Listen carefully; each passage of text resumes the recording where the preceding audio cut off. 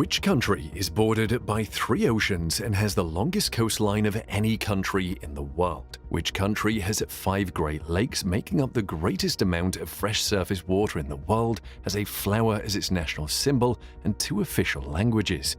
The answer is Canada, the second largest country in the world by landmass after Russia and larger than the US, which it shares a border with. Canada is a fascinating country and offers lots of diversity in everything. It is bordered by the Arctic, Atlantic, and Pacific Oceans, which all have significant impacts on the country's climate. Canada is home to several mountain ranges, including the northern arm of the popular Appalachian Mountains.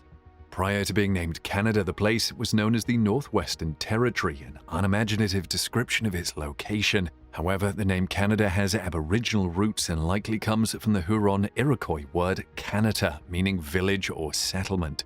With its vast size covering 9.985 million square kilometers, it is not surprising that Canada contains lots of amazing discoveries, some of which are downright terrifying. From the evidence of life billions of years old to evidence of Vikings' presence, scientists keep finding entirely new things that shock the rest of the world. In this video, we bring you scientists' terrifying new discoveries in Canada. Earliest evidence of life. Scientists have discovered microfossils along the coast of Hudson's Bay in northern Quebec that they say could be the remnants of some of the earliest forms of life on Earth. These straw-shaped objects are very small. In fact, they are narrower than the width of a strand of human hair and invisible to the naked eye, but they are believed to come from ancient microbes. While there are different estimates of their ages, the youngest estimate is still 3.77 billion years, which would make these fossils the oldest ever found. These microfossils were found in the rocks from the Nouveau-Agituque belt along the coast of Hudson's Bay. While this strip of iron-rich jasper now cuts across the eastern shore of Hudson Bay, it used to be a hydrothermal vent on the ocean floor. Billions of years ago, ancient microbes flourished around those vents, taking advantage of their chaotic chemistry to generate fuel. Upon their death, iron in the water was deposited on the microbes' decaying bodies, replacing cellular structures with stone. Eventually, the rocks containing them got buried, heated, squashed, and then forced upward to form the part of North America where they now sit. Scientists put their ages between 3.77 billion and 4.28 billion years. Scientists took samples from the belt and, upon analysis, found complex fossil structures encased in hematite, a mineral that would have formed as iron in the seawater that interacted with the microbes' decaying organic matter. And another finding in the rock pointed at the earliest telltale signs of life. The mineral graphite disproportionately contained the isotope carbon-12, a form of the atom in which the nucleus has 6 protons and 7 neutrons. This form of carbon is preferred for biological processes and is widely considered an isotopic signature of life. The finding at the Hudson Bay has great implications because the oldest universally accepted evidence of life on Earth is dated to about 3.4 to 3.5 billion years ago. This means perhaps it is time to push back that date by nearly 300 million years. Settlement predating the Egyptian pyramids. If scientists found fossils billions of years old in Canada, is it surprising that a village more than 14,000 years old is found in the same country? A student found what turned out to be one of the oldest human settlements ever found in North America in British Columbia. The village was located on Tree Cay Island and is older than the famous pyramids of Egypt. So what did scientists find in this old village? Excavations revealed how civilization started in North America. The main theory is that the first people to live in America traversed a long-vanished land bridge that once linked Siberia and Alaska over the Bering Strait. Another theory claims people arrived on the coast rather than a land corridor through the Rocky Mountains, as many had believed.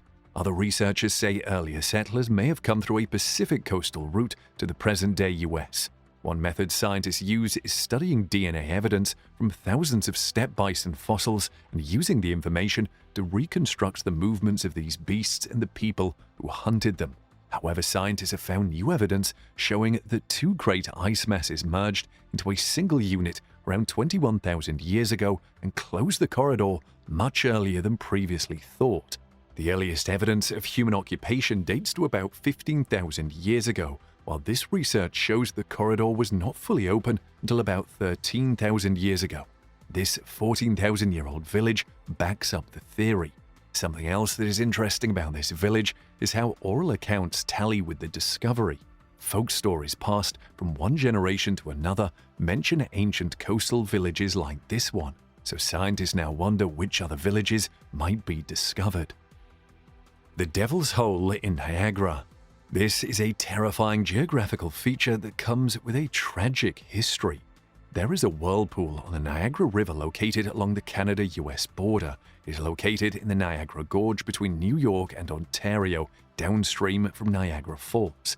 Scientists claim the powerful whirlpool was created about 4,200 years ago and has an average depth of 125 feet or 38 meters. The whirlpool is a result of the upstream erosion of the Niagara Escarpment by the Niagara River. Basically, the rapid flow of water exiting the Niagara Gorge results in the turbulent swirling of the river. The whirlpool naturally spins in a counterclockwise motion during normal flow. However, when more water from the river is diverted to the surrounding hydroelectric power plants, the flow often reverses. You can see a view of the whirlpool from the Whirlpool Aerocar hanging between 2 points on the Canadian side of the border, and you can use the time to think about the dark past associated with the ravine. This is the story of the Bloody Run, or the massacre of British soldiers by the Seneca Indians in 1763. By 1761, the British had all but displaced the French as a military threat or political organization in North America. The portage routes along the Niagara frontier were important because it was a crucial supply line for the British military, and the task of protecting it was assigned to John Stedman. Stedman sought to improve the conditions of the portage, which employed the Seneca Indians as porters to transport materials through the climb of the Niagara Escarpment. It was a difficult job, but the Indians were happy to do it. So when Stedman introduced horses and carts, rendering the Indians unemployed, they revolted by attacking the British Army supply convoy many times. During one attack, Stedman himself was among 3 that narrowly escaped death. When a rescue party tried to help the ambushed British convoy, they were met by the Indians as well and also killed. When more troops arrived, they found the dead and had to retreat to avoid a similar fate quickly, and many of those dead bodies were dumped inside the Devil Holes ravine. The Ghost of Dundas Peak. A seemingly simple picture taken by tourists visiting the beautiful Dundas Peak in Ontario, Canada, went viral when it was discovered to have unwittingly captured what many people took as a ghost. Creepy, right? Well, wait until you hear the story. The story started when Reddit user Sliced Up Beef started posting photos of a trip she took to the beautiful Canadian region with some friends. Prior to this, her friend's cousin had posted photos of his own visit to the exact same location a few days before on Instagram. This photo showed himself seated on a ledge, but what some eagle-eyed viewers saw was more than just a tourist. They noticed a spooky ghost-like figure hiding in the background of the hills. The ghost story began to add more weight when people added to the Reddit thread, pointing out that authorities have reported a sharp increase in the number of people who have gone missing at the peak, and most of these people have never been found. With the growing interest, the internet loves nothing more than a ghost story. Sliced Up Beef and her friends returned to the spot to take some pictures and see whether they could get to the bottom of the mystery. However, even though the location and angle were the same, the spooky figure seemed to have moved locations, obviously to freak out a new batch of tourists. Now listen to this. While Sliced Up Beef and her friends were at the site, the light suddenly caught a glimmer of something below them. On a branch just below the ledge they were perched on, they spotted a set of keys dangling, which turned out to be the keys of a Hyundai Electra car. They picked it up and went back to the car park, where they found just one other car, a Hyundai Electra. They noticed the car was dirty and looked like it had been there for a while. They left the keys on the roof of the car on the driver's side. So imagine their surprise when they saw the car on the news a week later. The news report said a female tourist had gone missing in the area and the car belonged to her, and the police described the missing woman as tall and wearing a light grey jumper and jeans when she went missing, which spookily matched the ghost-like figure in the picture. Till today, no convincing explanation has been given for the ghost of Dundas. The Vikings were in Canada. Everybody knows the story of the fearsome Vikings, but what you may not know is that they got as far as Canada at the height of their fame. It has been about 60 years since a 1,000-year-old Viking way station was discovered in Newfoundland, but now a second Viking outpost in the Americas has been found. While digging in the ruins of a centuries-old building on Baffin Island, far above the Arctic Circle, a team of scientists found some very intriguing whetstones that are the telltale signs of Vikings' presence. They found wear grooves in the blade sharpening tools that contain traces of copper alloys like bronze. These materials are known to have been made by Viking metalsmiths, but were totally unfamiliar to the Arctic's native inhabitants. The leader of the scientists, archaeologist Patricia Sutherland, had earlier found some evidence of Vikings being in Baffin, but this latest discovery makes her theory more convincing.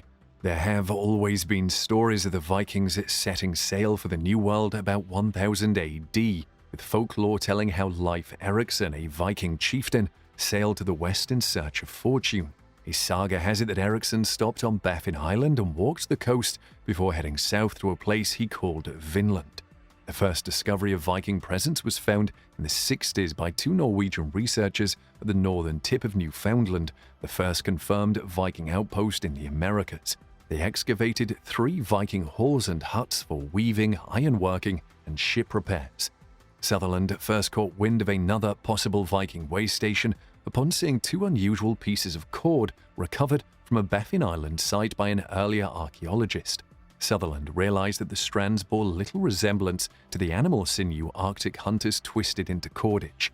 The cords turned out to be expertly woven Viking yarn, identical in technique to yarn produced by Viking women living in Greenland in the 14th century.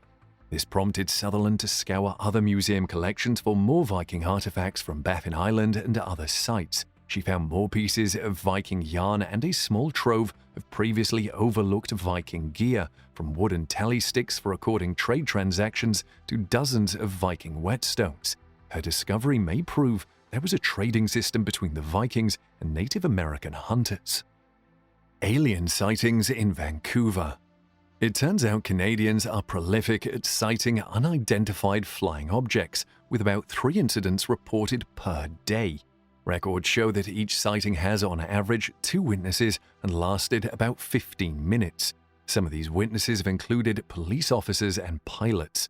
However, the UFO purportedly sighted during a baseball game in Vancouver had many witnesses. According to Metro News of the UK, the mystery object appeared during a game between the Vancouver Canadians and Everett Aquasox in the Nat Bailey Stadium in Vancouver last week. It was seen by almost all the spectators. The report said that a spectator managed to catch the blue object on camera, with the video racking up almost 200,000 views on YouTube, with many other fans tweeting pictures of the UFO as well.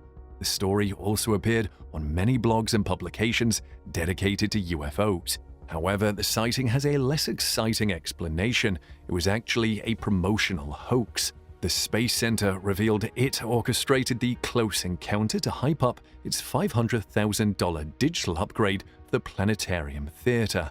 The UFO was actually a drone in the shape of the Space Center.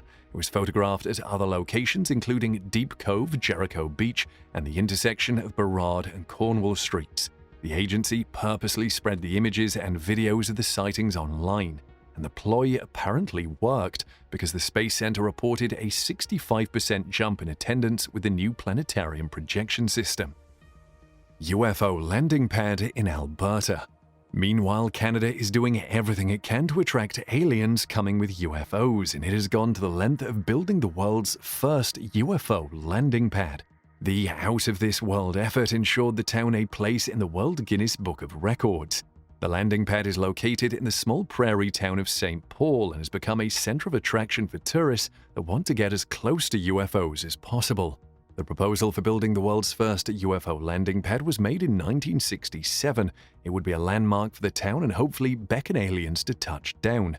The Government of Canada responded to this proposition, and during the grand opening on June 3, 1967, St. Paul was declared the Centennial Capital of Canada.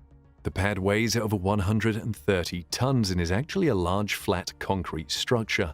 One interesting addition is a time capsule to be opened on the 100-year anniversary of the pad's opening. That would be 2067. The main column consists of 6 75-centimeter tall concrete pylons, and a large map of Canada made from stones from each of the provinces adorns the rear of the pad.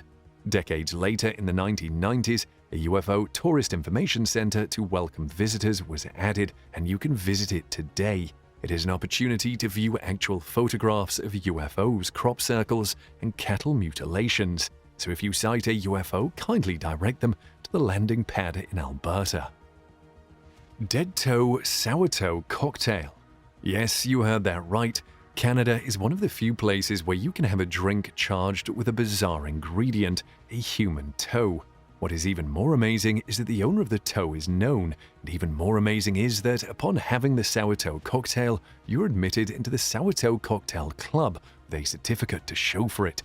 If you can't wait to have your own sourdough cocktail, head over to the Downtown Hotel's Sourdough Saloon in Dawson City. The cocktail is traced to a legend in the 1920s about bootlegging brothers who placed one of their frostbitten toes in moonshine as a memento, pun intended. The preserved toe was discovered in the 70s and the Sourdough Cocktail Club was born. These days, people from all over the world stop by the saloon in the Yukon Territory to become part of its history. There have been about 100,000 partakers of this highly unusual cocktail. The cocktail is not even elaborate. The ingredients are a minimum of 1 ounce of alcohol, the dehydrated toe, and a helping of courage. But there are rules. You will pay for any shot of your choice and an extra $8 Canadian to one of the toe captains. The toe captains are the servers who administer the toe-filled drinks and go over the rules before you take your toe charge shot. While the toe must hit your lips, you are not allowed to bite, chew, or put the toe in your mouth. You don't want to swallow the toe because you are incurring a fine of about $1,900 and the unsettling feeling of consuming human flesh. As part of the ritual, the toe captain holds the toe in his hand and declares, "You can drink it fast, you can drink it slow, but your lips must touch this gnarly toe." Drink it fast, or drink it slow, but your lips must touch this gnarly-looking toe. After which you take your drink. And if you're concerned about your safety, the hotel assures you that the cocktails used meet sanitary standards. In fact, the chief medical officer of Yukon has examined the cocktail and given it a clean bill of health. And just so you know, any toe can be used as long as it is mummified by keeping it on salt and serving it in 40% alcohol. Would you consider donating one of your 10 toes? The Screaming Tunnel in Niagara. Tunnels are not so strange as they are everywhere. However, a particular tunnel in Canada is in a special class of its own because it's believed to scream under certain conditions. Not only that, the tunnel has a sad origin. It is believed to be haunted by the ghost of a young girl. The Screaming Tunnel was created in the early 1900s not as a thoroughfare, but as a drainage passage that prevents the railway tracks from being washed away by floodwaters. However, local farmers used it as a convenient path to avoid the oncoming trains. It is made from 125 feet of limestone bricks, but the moss and algae hanging onto the porous stones only add to its haunted feel. So how did the legend of the haunting girl ghost start? Well, there are several stories, each more macabre than the last. In one version, a local farm near the tunnel caught fire one night, and a young girl ran screaming from the blaze, hair and clothes alight. Before she could find help, the girl collapsed right in the middle of the tunnel, perishing from her burns. She has since been hanging out around the scene of her tragic death. And if that is not grisly enough for you, there is another version of the story in which the young girl is burnt to death in the tunnel by her father, mad with rage, apparently over a nasty divorce from her mother. Divorces have long been an affair full of strife. Still, another, even more disturbing version says that the girl was raped and her body burned to destroy the evidence. Probably by the end of the decade, there will be a version of the story that involves torture, incest, or some other escalation. So how does the tunnel scream? Well, you actually have to trigger it. Just go there, wait till around midnight, light a match off the tunnel wall, and you will be blessed by a tunnel scream.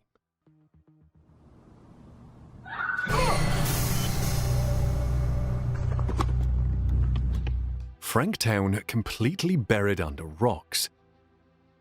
Imagine sleeping peacefully after a day's hard work one minute and being buried under rocks the next. That was the tragic end of Franktown in Alberta. Frank was a 600-inhabitant town that had the unfortunate experience of being overwhelmed by 90 million tons of rock in 1903. About 15% of the population perished in the rock slide. Frank was a young coal mining town founded just 2 years before. It ominously lay at the foot of Turtle Mountain with a 7,251-foot tall limestone peak. On the morning of that fateful day, a section of rock 1,400 feet tall, equivalent to the height of the Empire State Building, 3,280 feet wide and 500 feet deep, broke away and plunged down the summit of the mountain. The southeastern part of Frank, containing about 100 people, 2 miles of railroad, and the coal mine instantly disappeared beneath 50 to 150 feet of rock. However, there were survivors with extraordinary stories. Gladys Ennis, a 15-month-old infant at the time, was found choking on mud after the rock slide destroyed the family home. And the 2-year-old Marion Leach landed safely on a pile of hay when the rock torrent flung her from her house. And a group of 17 coal miners were trapped inside the mine and dug for 14 grueling hours to escape. But what caused the rock slide at Frank? Scientists say there were multiple factors, but the biggest was the unstable geology of Turtle Mountain. Tectonic shift during the creation of the Rocky Mountains placed structurally stronger rock layers precariously on top of weaker ones. Then water started to seep into the mountain through surface cracks, eroding the limestone. When it froze and thawed, the cracks widened, breaking apart the rock from the inside. Of course, mining activities at Frank may have contributed to the mountain's instability, but they were not the main cause of the slide. About 90 people were killed by the slide, but only 18 bodies have been recovered. Those found were beneath shallow rubble, but the rest are still buried under the rocks that killed them in 1903. Let's hear which discovery in Canada fascinates you the most in the comments section below.